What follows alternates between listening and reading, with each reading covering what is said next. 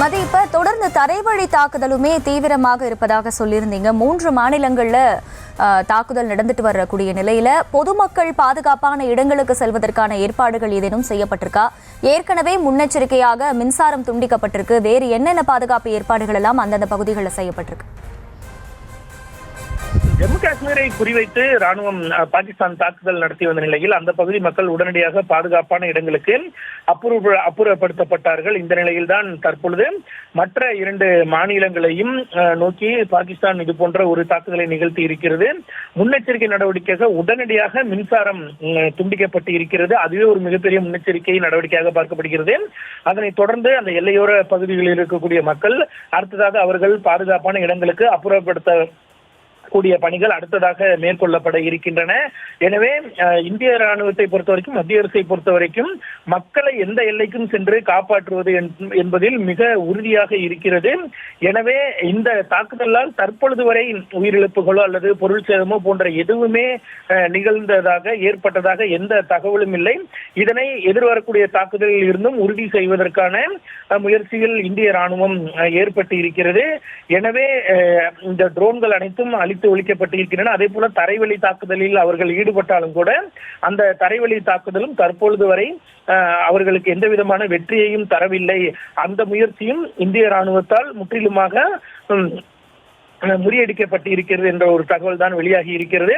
எனவே அடுத்த கட்டமாக எல்லையோர பகுதி மக்களை பாதுகாப்பான இடங்களுக்கு கொண்டு செல்வதற்கான முயற்சியில் ராணுவமும் உள்ளூர் போலீசாரும் ஈடுபட்டு இருக்கிறார்கள்.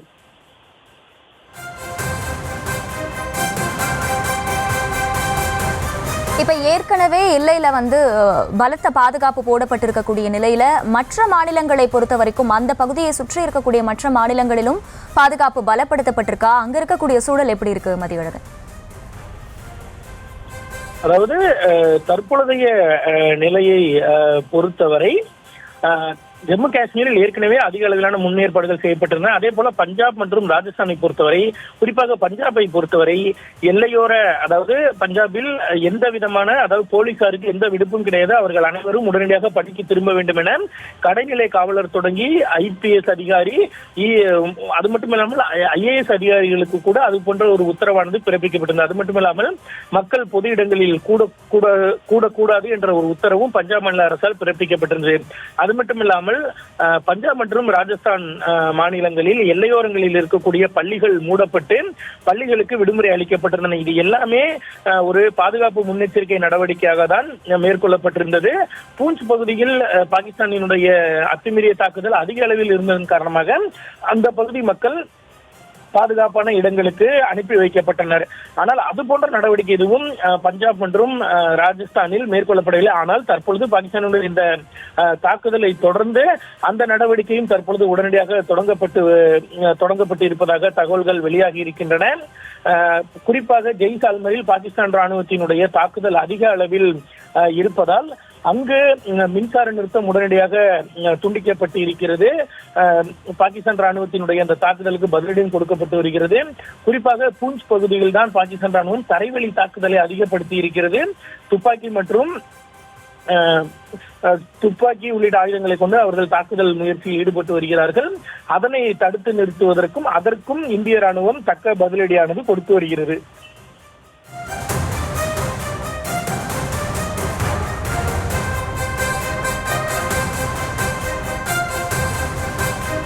பாகிஸ்தான் பலமுனை தாக்குதல் நடத்தி இருக்கிறது. ஜம்மு காஷ்மீரில் விமான நிலையத்தில் தாக்குதல் நடைபெற்றிருப்பதாகவும் தகவல் வெளியாகி இருக்கிறது. இருப்பினும் கூட பாகிஸ்தானின் ட்ரோன்களை, ஏவுகணைகளை, 3 போர் விமானங்களை இந்திய ராணுவம் சுட்டு வீழ்த்தி இருக்கிறது. இருப்பினும் எல்லையில் பயங்கர சண்டை நடைபெறுவதாகவும் தகவல் வெளியாகி இருக்கிறது. வான்வழி தாக்குதலை தொடர்ந்து தரைவழி தாக்குதலும் தொடங்கி நடைபெற்று வருகிறது. இயந்திர துப்பாக்கிகள் மற்றும் பீரங்கிகள் கொண்டு எல்லையில் பயங்கர சண்டை நடைபெற்று வருகிறது. இந்த நிலையில் எங்கெங்கு தாக்குதல் நடத்த முயற்சி நடைபெற்றது என்பது பற்றிய அந்த காட்சிகளையும் நாம் திரையில் பார்த்து வருகிறோம். அங்கே இருக்கக்கூடிய மக்களை பாதுகாப்பாக மற்ற இடங்களுக்கு மாற்றும் நடவடிக்கையும் மேற்கொள்ளப்பட்டது. ஜம்மு காஷ்மீரை பொறுத்தவரைக்கும், மற்ற மாநிலங்களை பொறுத்தவரைக்கும் அங்கே மின்சாரம் துண்டிக்கப்பட்டிருக்கிறது. முன்னெச்சரிக்கை நடவடிக்கையாக இந்திய ராணுவமும் பாகிஸ்தானின் ட்ரோன்களையும் போர் விமானங்களையும் சுட்டு வீழ்த்தியிருக்கும் நிலையில் எந்தெந்த பகுதிகளில் பாகிஸ்தான் தாக்குதல் நடத்த முயற்சி செய்தது என்பது பற்றிய தரவுகளையும் நாம் திரையில் பார்த்து வருகிறோம். பஞ்சாபில் உள்ள பதான்கோட் விமானப்படை தளத்தை தாக்குவதற்கு பாகிஸ்தானின் ட்ரோன் வந்தது. ஆனால் அந்த ட்ரோன் இந்திய ராணுவத்தால் சுட்டு வீழ்த்தப்பட்டது. ஜெய்சால்மரையும் குறிவைத்து பாகிஸ்தான் ட்ரோன் தாக்குதல் நடத்த முயற்சி செய்தது. ஜம்மு காஷ்மீரின் அக்னூர், உரி, குப்வாரா உள்ளிட்ட பகுதிகளையும் பாகிஸ்தான் தாக்க முற்பட்டது.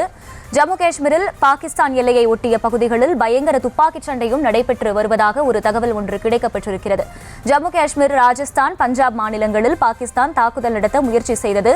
பஞ்சாபில் உள்ள பதான்கோட் விமானப்படை தளத்தை தாக்குவதற்கு பாகிஸ்தானின் ட்ரோன் அங்கே வந்தது.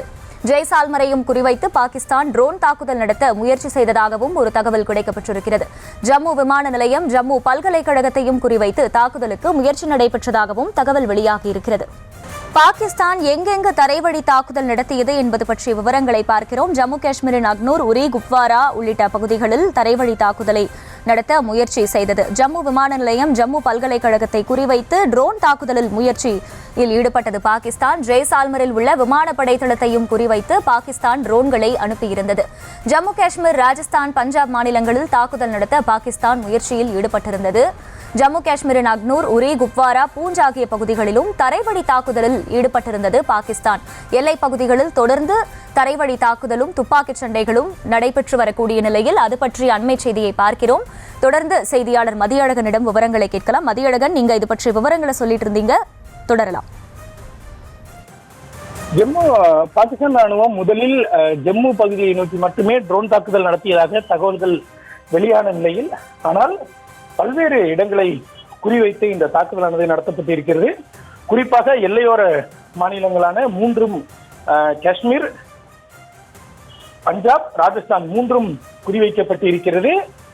பத்தான்கோட் விமானப்படை தளமும் குறிவைக்கப்பட்டிருப்பதாக தகவல்கள் வெளியாகி இருக்கின்றன. ஜம்முவினுடைய பல்கலைக்கழகம், விமான நிலையம் என இரண்டும் தாக்குதலுக்கு இலக்காக்கப்பட்டிருக்கிறது. ஆனால் பாகிஸ்தான் ராணுவத்தினுடைய முயற்சிகள் அனைத்துமே தோல்வியிலேயே முடிந்திருக்கின்றன. ஏனென்றால் 8 ட்ரோன்களும் சுட்டு வீழ்த்தப்பட்டிருக்கின்றன. அது மட்டுமில்லாமல் பாகிஸ்தான் ராணுவத்துக்கு சொந்தமான 3 போர் விமானங்களும் வெற்றிகரமாக சுட்டு வீழ்த்தப்பட்டு இருக்கின்றன. இந்நிலையில் மற்ற பகுதிகளிலும் பாதுகாப்புகள் பலப்படுத்தப்பட்டிருக்கின்றன. ஜம்மு, குப்வாரா உள்ளிட்ட பல்வேறு இடங்களிலும் பாகிஸ்தான் இந்த தாக்குதலை நடத்த முயற்சி செய்தது. ஆனால் அந்த தாக்குதல் நடவடிக்கைகள் அனைத்துமே தற்பொழுது முறியடிக்கப்பட்டிருக்கின்றன. அதே போல ராஜஸ்தானினுடைய ஜெய்சால்மர், பஞ்சாபினுடைய பத்தான்கோட் உள்ளிட்ட இடங்களிலும் பாகிஸ்தான் தாக்குதல் நடத்த முயற்சி செய்தது. அந்த தாக்குதல் நடவடிக்கைகளும் தற்பொழுது முறியடிக்கப்பட்டிருக்கின்றன.